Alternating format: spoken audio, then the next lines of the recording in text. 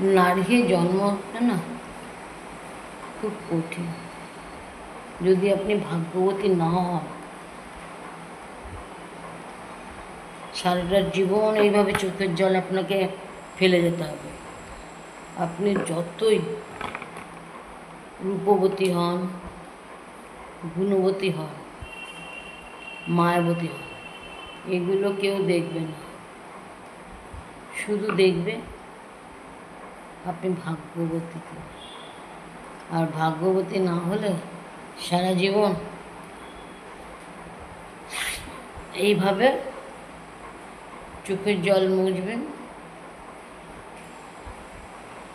আর নিজেকে নিজে অসহায় মনে করবেন।